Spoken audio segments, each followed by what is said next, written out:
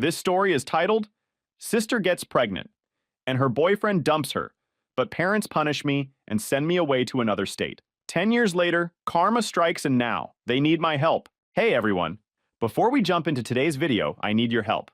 We've noticed the channel is losing some traction, and subscribing is one of the best ways you can support us. It's quick, free, and it helps us keep bringing you awesome content. Your support means the world. Let's keep this channel growing together. Thanks so much. Now let's start the video.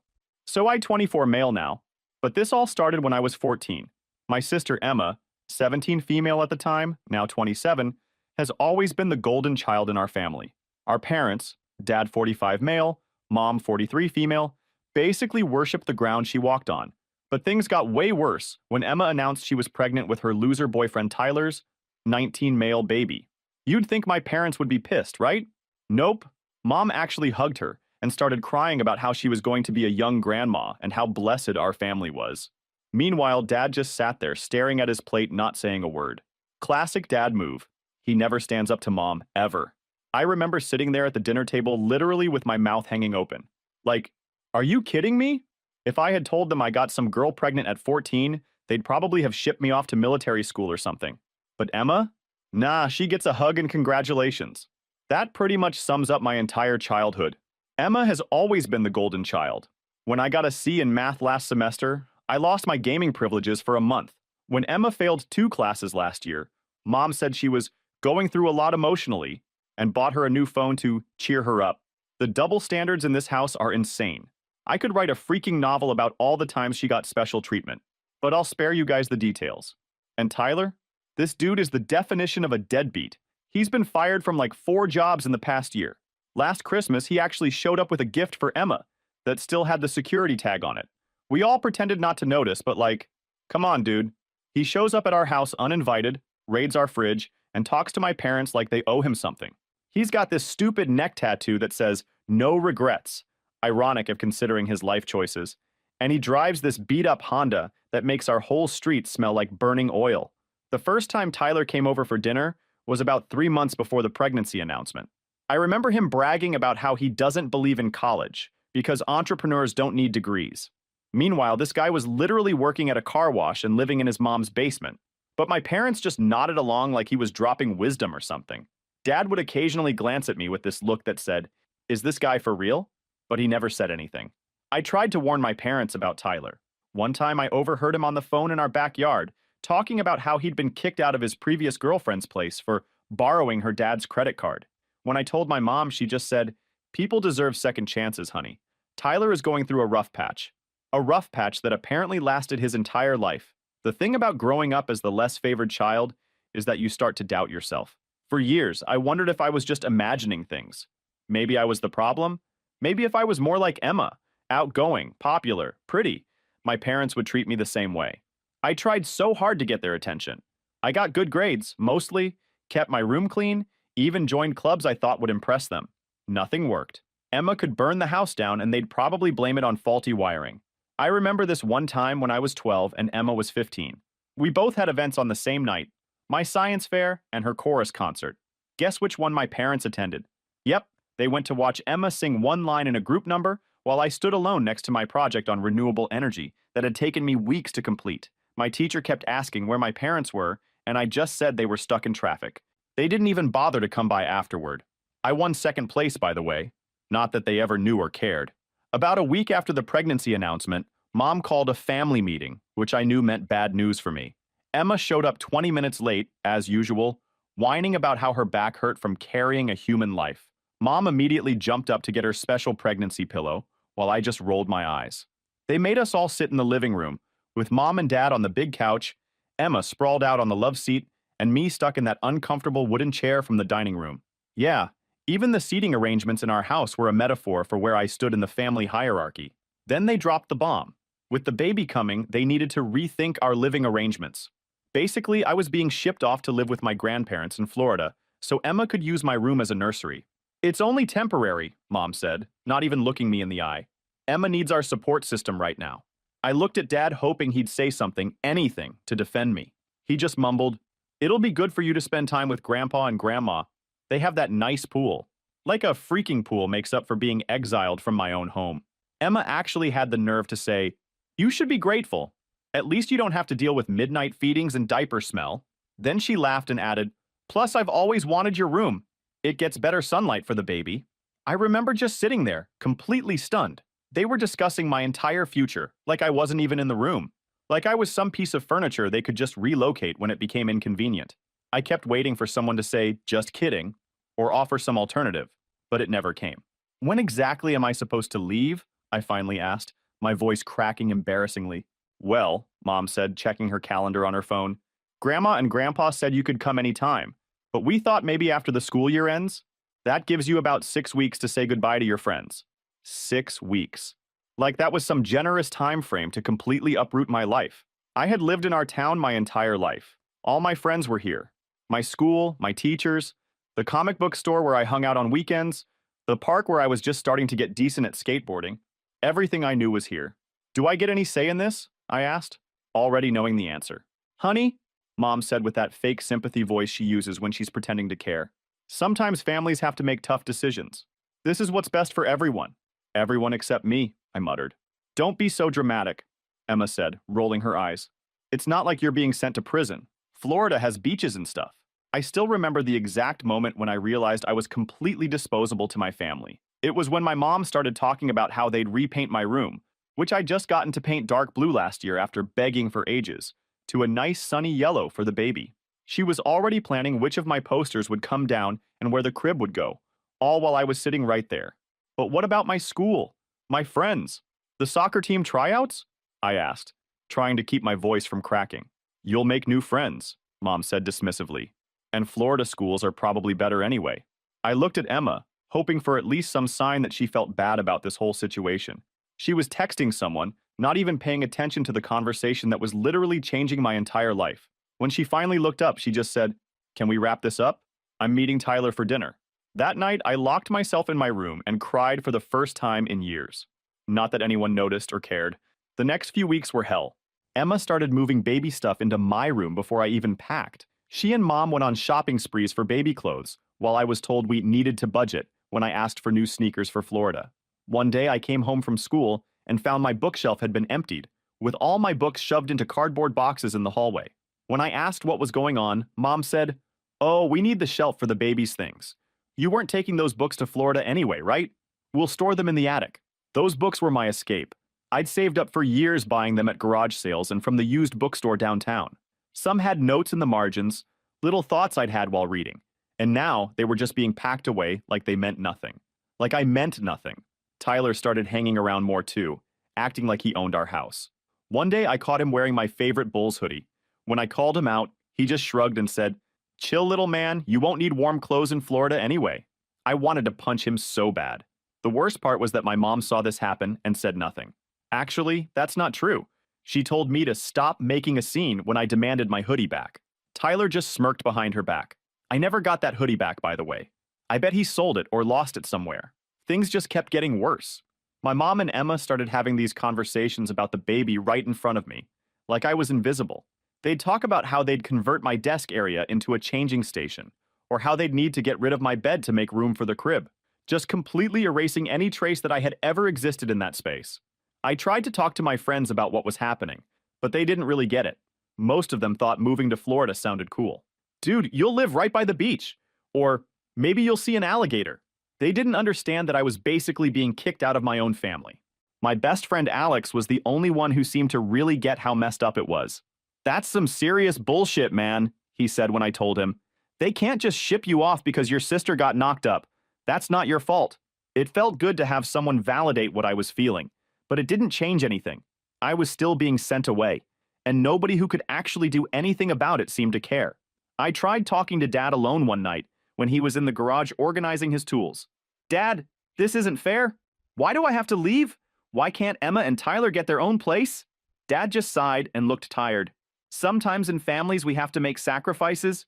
Your mom thinks this is best for everyone. But what do you think?" I pushed. He just shook his head. "What I think doesn't matter much around here, son. You know that." I saw something in his eyes that night. This defeated look that made me realize he'd given up fighting my mom years ago. Maybe before I was even born. It was like looking at my future if I stayed in this toxic environment, and it scared the hell out of me. I tried one last-ditch effort to stay. I went to my guidance counselor at school and explained the situation, hoping maybe she could talk to my parents or something. She seemed concerned and called them in for a meeting. But of course, my mom just put on her perfect parent act, talking about how this was a wonderful opportunity for me to bond with my grandparents, and how they were making this sacrifice as a family. The counselor bought it completely.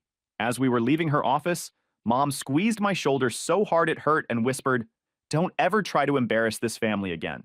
The final straw was overhearing Emma on the phone with her friend. She was laughing and saying, "Yeah, it's perfect. The brat is getting shipped off so the baby gets a whole nursery. Mom already promised to help with night feeding so I can still hang out sometimes." That's when I knew I was just an inconvenience to them, a problem they could solve by sending me away. To Emma, I wasn't a brother who was having his life uprooted. I was just the brat who was in the way of her perfect little setup. The day before I left, I decided to go see my old tree house in the woods behind our neighborhood. My dad and I had built it when I was 7, one of the few times he'd actually spent real quality time with me. It was nothing fancy, just some plywood and 2x4s, but it had been my special place for years. I hadn't been up there in a while, had kind of outgrown it, but suddenly it seemed important to go there one last time. When I got there, I found that someone had pulled down the ladder and spray-painted "Tyler was here" across the front. The small window was broken, and there were beer cans and cigarette butts inside. I sat there for hours, just staring at this symbol of my childhood that had been invaded and ruined, just like everything else in my life. My last night at home, nobody even made a special dinner or anything. Mom was busy helping Emma register for baby gifts online. Dad watched TV in silence. I ordered a pizza with my own money and ate it alone in my nearly empty room, sitting on the floor since my bed had already been disassembled to make room for the crib that had been delivered that morning. So I moved to Florida to live with my grandparents when I was 14, right before starting high school. Living with Grandma, 68 female, and Grandpa, 70 male, wasn't terrible.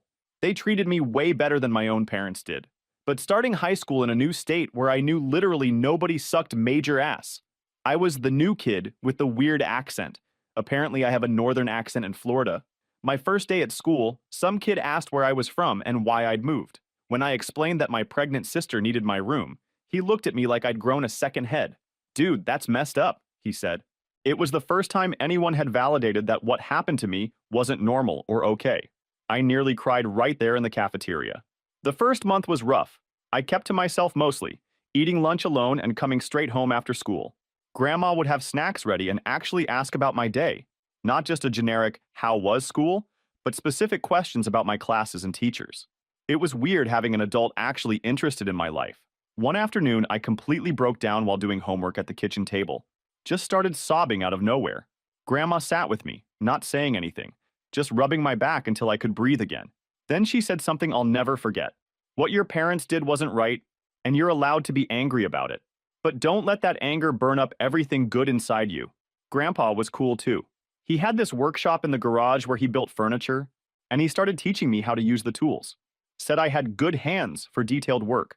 It was the first time anyone had ever complimented me on being good at something physical. Dad had never bothered to teach me that kind of stuff. The first time I built something on my own, a simple wooden box with dovetail joints, Grandpa displayed it on the mantle like it was some priceless artifact. He showed it to everyone who came over, bragging about how his grandson had made it. I pretended to be embarrassed, but honestly, it felt amazing to have someone proud of me. I barely heard from my family back home. Mom would call like once a month with awkward small talk, then spend 20 minutes showing me pictures of Emma's baby girl Olivia through FaceTime. Dad would get on for a minute at the end, just to say, "Be good for your grandparents," before hanging up. Emma never called or texted unless she needed something. The first time Emma called me directly was about 3 months after I moved. I was actually excited to see her name on my phone. Maybe she missed me? Nope. She wanted me to convince Grandma and Grandpa to send a bigger check for the baby's christening gift. I hung up on her. For my 15th birthday, my parents sent a card that arrived 3 days late. Inside was a $25 iTunes gift card and a generic message. Not even a "We miss you." Grandma and Grandpa, on the other hand, threw me an actual party with a homemade cake and took me to pick out a decent laptop for school. The contrast couldn't have been clearer. Slowly, I started to adapt to my new life. Joined the computer club at school, where I met some decent people who didn't care that I was the new kid. One guy, Marcus, lived in my grandparents' neighborhood, and we started hanging out. His parents were divorced, and he split time between households, so he kind of understood what it was like to be caught in the middle of family drama. I discovered I was actually pretty good with computers. My new laptop became my obsession. I taught myself basic programming, how to troubleshoot hardware issues, even a little graphic design. Grandpa noticed my interest and started bringing home broken electronics from yard sales for me to tinker with. Either you'll fix it, or it was already broken, so no harm done, he'd say with a wink. I worked hard in school, though. Got straight A's, joined the computer club, and got a part-time job at the local Best Buy when I turned 16. Grandpa taught me about saving money and investing. I put away every cent I could. I had this plan forming, a way to never be dependent on my parents again, to never be in a position where they could just dispose of me when I became inconvenient. Working at Best Buy was a game changer. Not only did I make decent money, but I learned a ton about different tech and how to talk to customers. My manager, Rick, took me under his wing and started giving me the more challenging repair jobs. Kids got a knack for finding the problem, he'd tell the other employees. For the first time, I felt valued for my skills. By junior year, I had actually made some good friends. Joined the track team. Started dating this girl named Melissa. She moved to California for college, but we're still friends. Life was normal. Sometimes I'd go weeks without even thinking about my parents or Emma. The pain never completely went away, but it faded from a sharp stab to a dull ache. I did go back home once, during my junior year. It was for Thanksgiving, and Grandma insisted we should all be together for the holiday. That visit was eye-opening. My old room was completely transformed. Pink walls, crib, changing table. No sign that I had ever lived there. Emma was living at home with Olivia, who was a toddler by then. Tyler was between jobs, as usual, and played video games the whole time I was there. The weirdest part was how they all acted like nothing had happened, like me being sent away was just some normal thing that families did. Mom kept saying things like, "Oh, we should show you the mall, they've renovated since you lived here," as if I'd just been away at summer camp or something. Dad was a little better. He actually apologized one night when we were alone, saying he should have handled things differently. But it was too little, too late. I couldn't wait to get back to Florida after that visit. It made me realize that my grandparents' house had become more of a home than my parents' house had ever been. When I graduated high school at 18, my parents flew down for the ceremony. It was awkward as hell. They acted like the past 4 years hadn't happened. Mom kept showing my grandparents' neighbors pictures of Olivia, now 4, and talking about how Emma was such an amazing young mother, despite all her challenges. Challenges, meaning the consequences of her own choices, by the way. Like how Tyler moved out when Olivia was 6 months old, then moved back in, then moved out again, a pattern he'd repeat about a dozen times over the years. Or how she'd gotten fired from 3 different retail jobs for always calling in sick, translation, hungover. But in my mom's eyes, Emma was still this poor, struggling angel who deserved endless support and praise just for doing the basic parenting that millions of people do every day. At graduation dinner, I announced I wasn't coming back home. I was staying in Florida, getting my own place, and starting my own computer repair business. Mom seemed shocked. Dad just nodded, like he knew this was coming all along. "But don't you want to come home?" Mom asked, genuinely confused. "Your room is still there." It wasn't my room anymore. It was Olivia's room, as I'd seen in the background of countless video calls. "No," I said simply. "My home is here now." The hurt look on her face almost made me laugh. What did she expect? That I'd be eager to return to the place where I'd been tossed aside like old furniture? That I'd want to live as a guest in what used to be my home? Grandpa pulled me aside later that night and pressed something into my hand. A check for $5,000. "Seed money," he called it, "for your business. Don't tell your grandmother. She thinks we're just helping with first month's rent on your apartment." He winked at me and added, "I believe in you, kid." That night, I realized something important. Family isn't just blood. It's the people who make room for you in their lives, who see your value, who believe in you. By that definition, my grandparents were more family to me than my parents and sister had ever been. From ages 18 to 24, now, I built my computer repair business from nothing into a decent IT consulting company. I have my own condo, a new car, and actual savings. Not rich by any means, but stable and independent. Those first couple years on my own were tough. I lived in this tiny studio apartment that smelled like the Indian restaurant downstairs. I worked insane hours, doing repairs during the day, taking online classes to get certified in different systems at night, cold calling businesses to offer my services on weekends. Ramen became a food group. Sleep became optional. At first, I was just fixing people's personal computers, removing viruses, upgrading hardware, retrieving lost data. I charged less than the big repair shops, so I got a lot of business through word of mouth. I'd make house calls with my toolkit in my backpack, riding my bike because I couldn't afford a car yet. My big break came when I helped the owner of a local accounting firm recover data from what they thought was a fried server. They'd been quoted thousands by a big IT company for the job. I fixed it in an afternoon for a few $100. The owner was so impressed he hired me on a monthly retainer to manage all their IT needs. That was my first real business contract. But slowly, things started coming together. Word of mouth spread. One satisfied customer would recommend me to another. I hired my first employee at 20, this community college kid who knew his way around networks. By 22, I had an actual office space with 3 employees.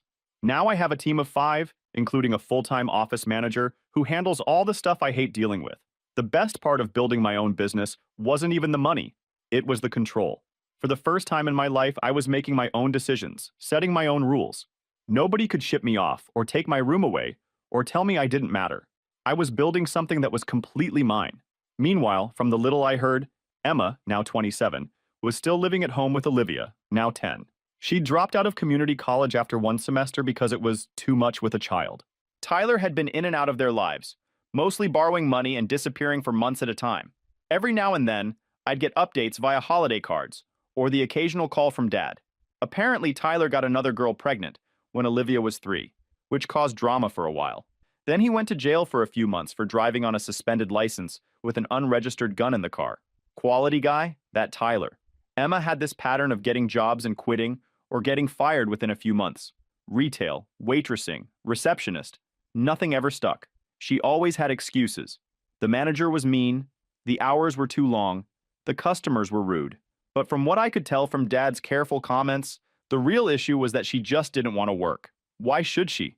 When my parents were there to bail her out. On Olivia's 7th birthday, I sent her a tablet preloaded with educational games and ebooks. It was probably more expensive than I should have spent, but I wanted her to have something really nice. A few days later, I got a text from Emma with a photo of Olivia holding the tablet, but the message was just, "She says thanks for the iPad." It wasn't even an iPad, but whatever.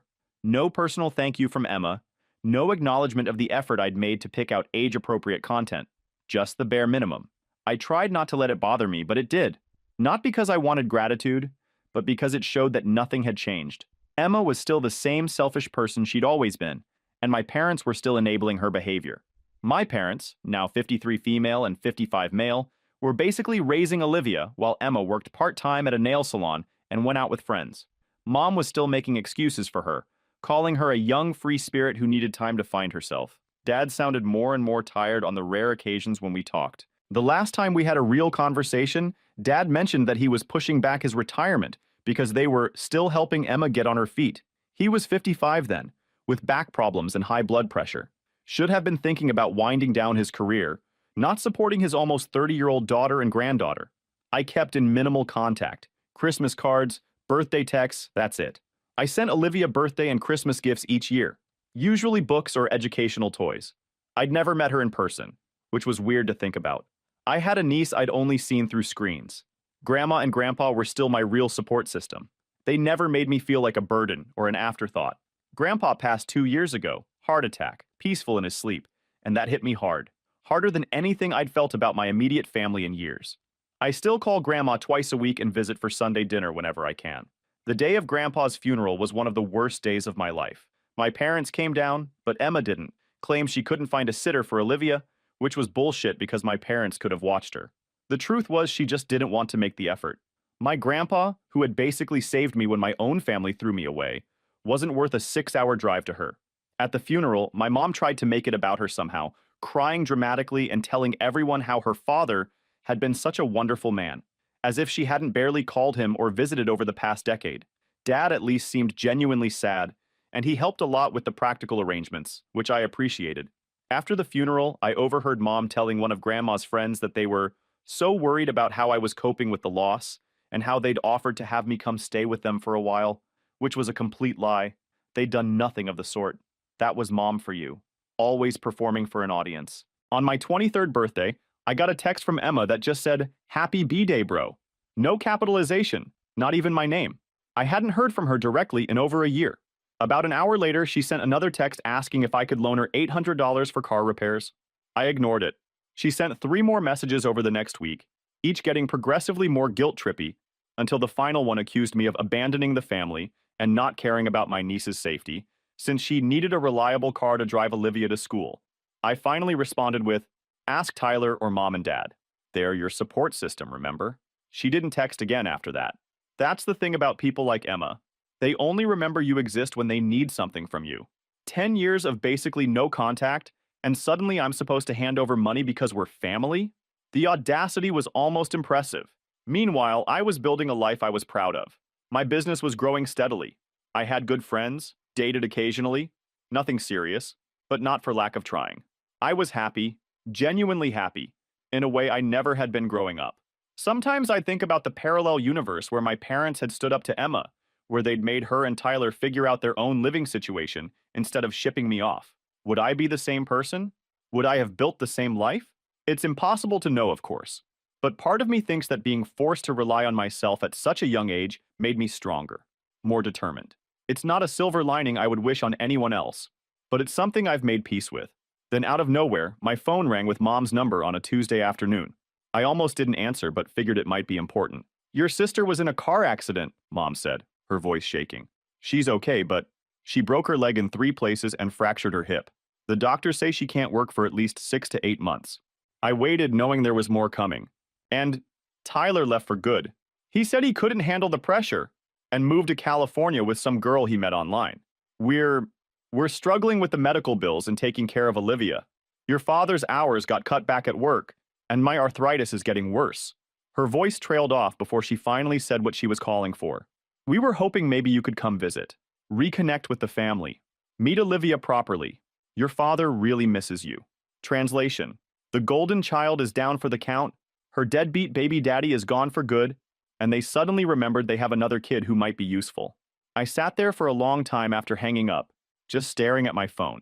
10 years. It had taken 10 years and a financial crisis for them to reach out in any meaningful way. Not because they missed me or regretted what they'd done, but because they needed something from me. Part of me wanted to ignore the call, but then I thought about Olivia, a 10-year-old kid caught in the middle of all this adult dysfunction. None of this was her fault. And if I'm being completely honest, a tiny part of me wanted them to see what I'd become without them. I wanted them to know that the kid they'd tossed aside had built a life they now needed to turn to for help. So I called Mom back and said I'd come visit in a few weeks.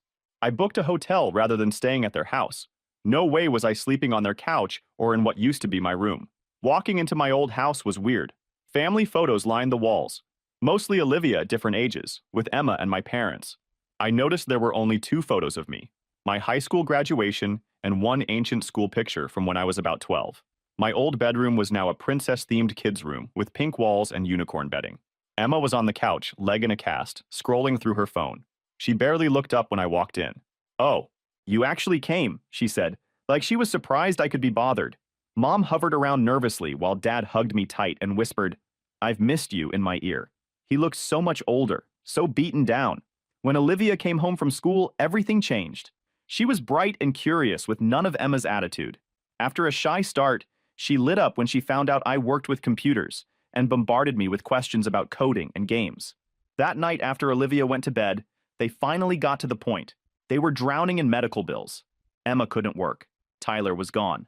They were behind on the mortgage and Olivia's private school tuition. "We know it's a lot to ask," Mom said, "but you're doing so well with your business. We were hoping you might be able to help us out." Emma finally looked interested in my existence. "Yeah, bro, must be nice having all that freedom and money." I looked around at all of them. My entitled sister, who never faced consequences, my enabling mother, who always put her first, and my passive father, who never stood up for me, but at least seemed genuinely sorry. "I'll help," I finally said. Mom burst into tears of relief. "But I have conditions," I continued. "I'm not giving anybody a blank check. I'll pay for Olivia's basic expenses and medical bills, directly to the providers, not to any of you. And the money goes through Dad, not either of you," I said, looking at Mom and Emma. Emma's smile vanished. "What? You don't trust us or something?"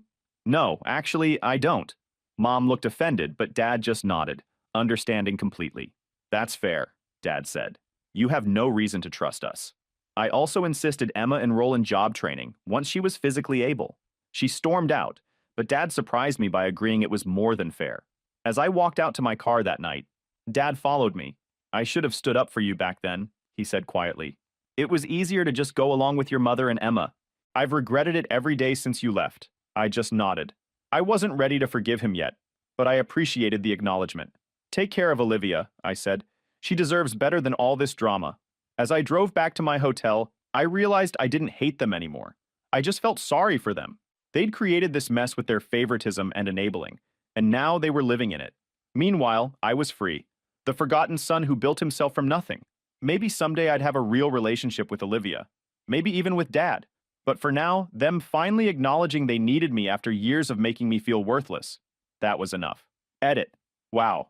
Thanks for all the awards and comments. To clear up the timeline, I'm 24 now. I was 14 when I got sent to Florida. Emma was 17 when she got pregnant, and now she's 27 with a 10-year-old daughter. Edit 2. Some people are asking for updates. Yes, I'm still helping with Olivia's expenses, but only through my dad. Emma is still not working even though doctors cleared her months ago. She's been looking into online classes for like 6 months now. My mom still makes excuses for her. The good news is that I'm developing a relationship with Olivia. We video chat once a week and talk about books and coding. She's really smart, and I'm trying to be the person I needed when I was her age. Edit 3. To the people saying I should just cut them all off completely. I get where you're coming from, believe me. But Olivia is innocent in all this, and I don't want to punish her for her mom's mistakes. And no, I didn't move back. I visit occasionally to see Olivia and Dad, but my life is in Florida now. Edit 4. Thanks for all the kind comments and messages. This blew up way more than I expected. To those asking if I'd take Olivia if something happened to my parents, in a heartbeat. She deserves a chance at a normal life. To everyone sharing similar stories, I'm sorry you went through that, and I hope you found peace like I'm trying to. Edit 5. Last update because this is getting huge. A lot of you are asking if my grandma knows I'm helping my parents financially. Yes, she knows, and she supports my decision to help Olivia, though she has choice words about my sister that I won't repeat here. Grandma is a wise woman who taught me that sometimes being the bigger person doesn't mean letting people walk all over you. It means setting boundaries while still doing the right thing. Miss you, Grandpa. Wish you could see the man I've become.